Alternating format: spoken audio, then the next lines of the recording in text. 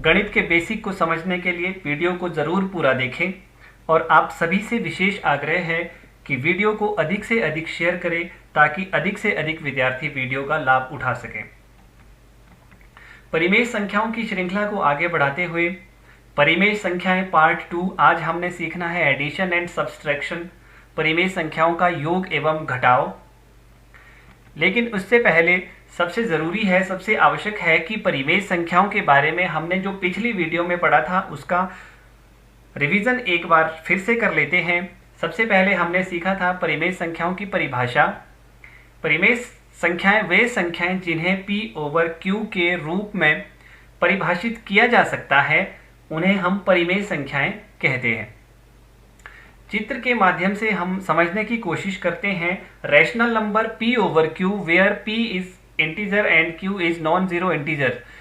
P धनात्मक पूर्णांक भी हो सकता है, ऋणात्मक पूर्णांक भी हो सकता है और जीरो भी हो सकता है, लेकिन Q नॉन जीरो इंटीजर्स मतलब ऋणात्मक पूर्णांक या फिर धनात्मक पूर्णांक हो सकता है। Q की जगह में जीरो नहीं हो सकता है। परिभाषा के बाद हमने परिमेय संख्याओं का समतुल्य परिमेय संख्याएं ज्ञात करना सीखा था। उसके बाद परिमेय संख्याओं का संख्या रेखा पर निरूपण, परिमेय संख्याओं की तुलना करना अर्थात कौन सी परिमेय संख्या बड़ी है, कौन सी परिमेय संख्या छोटी है, और उसके बाद हमने सीखा था परिमेय संख्याओं के बीच की संख्या ज्ञात करना। परिमेय संख्याओं को जोड़ना और घटाने से पहले ये जरूरी है कि ये सभी चीजें हमें पता होनी चाहिए। इसलिए यदि किसी ने पिछली वीडियो नहीं देखी है तो वीडियो को जरूर देखें। परिमेय संख्या पार्ट 1 शुरू करते हैं हम आज की वीडियो, और आज हमने सीखना है परिमेय संख्याओं का योग एवं घटाव।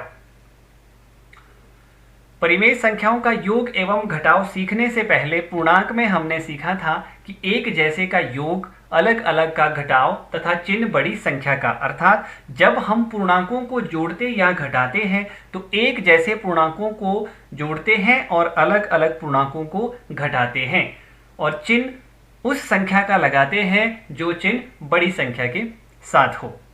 इन बातों का हमने ध्यान रखना है क्योंकि परिमेय संख्याओं के योग एवं घटाव में भी ये सारी चीजें हमारे काम आने वाली है। हम एक एग्जाम्पल लेंगे और उस एग्जाम्पल की सहायता से हम परिमेय संख्याओं का योग एवं घटाव सीखेंगे।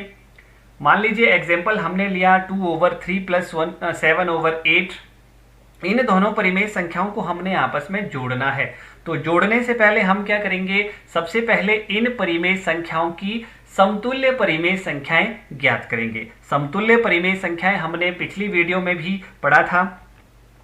जैसे पहली परिमेय संख्या है 2/3, तो इसकी समतुल्य परिमेय संख्या ज्ञात करने के लिए हम इसको अंश को भी 8 से गुणा करेंगे और हर को भी 8 से गुणा करेंगे, तो ये बना 16/24। हमने समतुल्य परिमेय संख्या में सीखा था कि जिस संख्या से हमने अंश को गुणा करना है उसी संख्या से हमने हर को भी गुणा करना है। तो यहाँ पर हमने अंश और हर दोनों को 8 से गुणा किया। अब जो दूसरी परिमेय संख्या है 7/8, यहाँ पर हमने अंश को 3 से गुणा किया और हर को भी 3 से गुणा किया।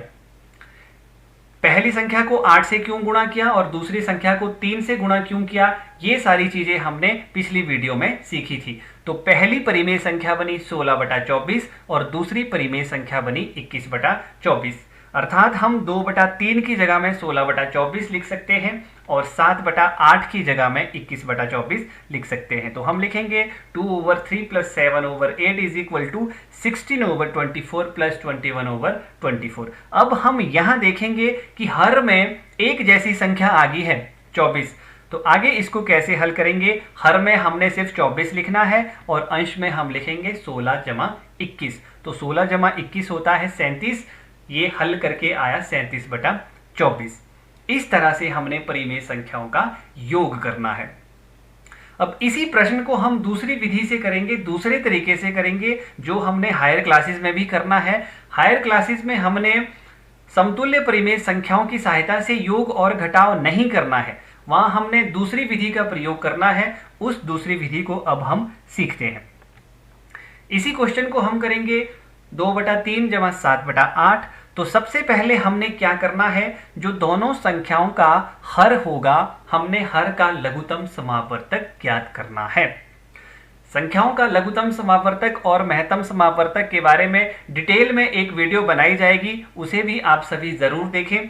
तो यहाँ हम क्या करेंगे, सबसे पहले हर का लघुत्तम समापवर्तक ज्ञात करेंगे, अर्थात 3 और 8 का हमने एलसीएम ज्ञात करना है। हम देखेंगे सबसे पहले हमने 2 से शुरुआत करनी है। 2 के टेबल में 3 नहीं होता है, लेकिन 2 के टेबल में 8 आता है, इसलिए हमने 2 लिखना है। 2 के टेबल में 3 नहीं है तो हम 3 का 3 लिखेंगे।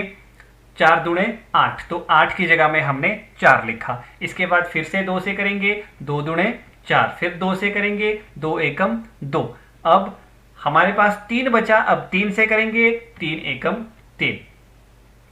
तो 3 और 8 का एलसीएम आया 2 गुणा 2 गुणा 2 गुणा 3, अर्थात 24। अब हमने क्या करना है, जो दोनों परिमेय संख्या है वहां हर में हमने 24 लिखना है। इसके बाद हम जो पहली परिमेय संख्या का हर है, हर का टेबल हमने 24 तक पढ़ना है। 3 8 24, तो ये 8 हमने अंश के साथ लिखना है। इसी तरह से दूसरी परिमेय संख्या के हर का टेबल हमने 24 तक पढ़ना है। 8 3 24, तो हमने 3 अंश के साथ लिखना है। अब हम क्या करेंगे, 8 को 2 से मल्टीप्लाई करेंगे और 7 को 3 से मल्टीप्लाई करेंगे। ये आया 16 जमा 21। 16 और 21 इन दोनों को आपस में ऐड करेंगे, 16 और 21 हुआ 37। ये आया 37/24। इस तरह से हमने परिमेय संख्याओं का योग एवं घटाव करना है। अब हम इन दोनों विधियों को देखेंगे कि दोनों विधियों में क्या क्या समानता है। जैसे हमने पहली विधि से किया था समतुल्य परिमेय संख्याएं ज्ञात करके, यहां हम क्या कर रहे हैं, 2/3 को भी 8 और 8 से मल्टीप्लाई कर रहे हैं, और जो दूसरी संख्या 7/8 है इसको हम 3 और 3 से मल्टीप्लाई कर रहे हैं। अगर हम ध्यान से देखेंगे दूसरी विधि को, तो दूसरी विधि में भी हम यही कर रहे हैं। जो हर था 3 की जगह में हमने 24 लिखा, अर्थात 3 को 8 से गुणा किया, और अंश को भी हमने 8 से ही गुणा किया। 8 दूणे 16।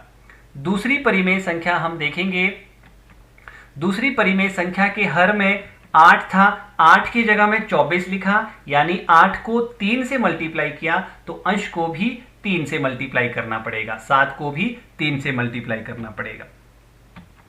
कहने का तात्पर्य यहाँ ये है कि हम किसी भी विधि से करें, हमारा जो करने का एक तरीका है वो सेम ही रहेगा कि हमने जिस संख्या से अंश को गुणा करना है उसी संख्या से हमने हर को भी गुणा करना है, और गुणा इस तरह से हमने करना है ताकि दोनों का हर बराबर आ जाए। -6/7 जमा 5/21, इन दोनों परिमेय संख्याओं को हमने योग या घटाव करना है। तो सबसे पहला काम हमारा क्या होगा, जो दोनों संख्याओं का, दोनों परिमेय संख्याओं का हर होगा, हमने हर का एलसीएम लेना है, अर्थात हमने 7 और 21 का लघुत्तम समावर्तक लेना है। हम देखेंगे कि सबसे पहले 2 के टेबल में ना 7 आता है ना ही 21 आता है, तो हम 2 नहीं लिखेंगे। हम देखेंगे कि 3 के टेबल में 21 आता है, तो हमने 3 से शुरुआत करनी है। 3 के टेबल में 7 नहीं आएगा, 7 का हम 7 लिखेंगे, और 3 सते 21। इसके बाद 7 एकम 7, 7 और 21 का लघुत्तम समावर्तक आया 3 गुणा 7। तो यहां हम हर में 21 लिखेंगे। इसके बाद हमने क्या करना है, पहली परिमेय संख्या के हर में 7 है, तो हमने 7 का टेबल 21 तक पढ़ना है। 7 3 21, 3 हमने अंश के साथ लिखना है। अब जो दूसरी परिमेय संख्या है, दूसरी परिमेय संख्या के हर का टेबल 21 तक पढ़ना है।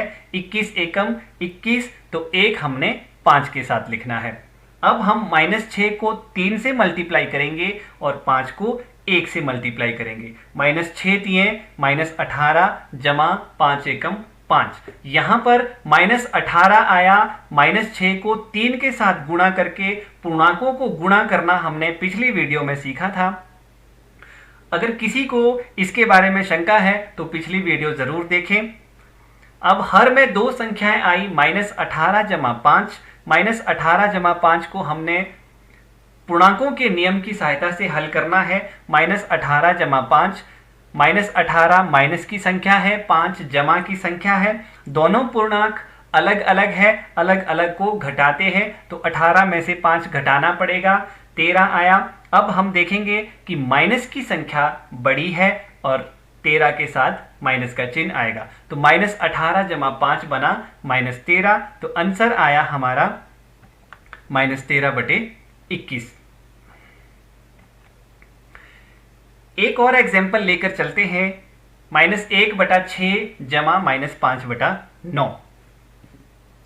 सबसे पहला काम हमारा यही होगा कि हमने हर का लघुत्तम समावर्तक लेना है। 6 और 9 का हम लघुत्तम समावर्तक लेंगे। सबसे पहले 2 से शुरुआत हम करेंगे, क्योंकि 2 के टेबल में 6 आता है, हम 2 लिखेंगे, 3 दूणे 6, और 2 के टेबल में 9 नहीं आता तो 9 का हम 9 लिखेंगे। इसके बाद 3, 3 एकम 3, 3 तिये 9। इसके बाद फिर 3, 3 एकम 3, तो 6 और 9 का एलसीएम आया 2 गुणा 3 गुणा 3 अर्थात 18। अब हमने हर में ना 6 लिखना है ना 9 लिखना है, बल्कि 6 और 9 का जो एलसीएम आया अर्थात 18 हमने लिखना है। अब हम 6 का टेबल 18 तक पढ़ेंगे। 6 तिये 18, 3 हमने -1 के साथ गुणा करना है। अब 9 का टेबल 18 तक पढ़ेंगे, 9 दूणे 18, 2 हमने -5 के साथ गुणा करना है। 3 गुणा -1 -3, 2 गुणा -5 -10, तो ये आया -3 जमा -10। बटे के ऊपर 2 संख्याएं आई है, इन दोनों संख्याओं को हम आपस में हल करेंगे। दोनों संख्याएं ऋणात्मक है अर्थात दोनों पूर्णांक एक जैसे हैं। एक जैसे का हम योग ज्ञात करते हैं। -3 जमा -10, ये बना 10 और 3 13। 10 माइनस की संख्या है, बड़ी संख्या माइनस की है, तो 13 के साथ माइनस का चिन्ह आएगा, ये बना -13/18। इस तरह से हमने परिमेय संख्याओं को जोड़ना एवं घटाना है। आज की वीडियो में बस इतना ही। बहुत जल्द आप सभी के लिए लेकर आएंगे परिमेय संख्याएं पार्ट 3, मल्टीप्लिकेशन एंड डिवीजन, परिमेय संख्याओं का गुणा एवं भाग। तब तक ढेर सारी प्रैक्टिस करते रहें। धन्यवाद।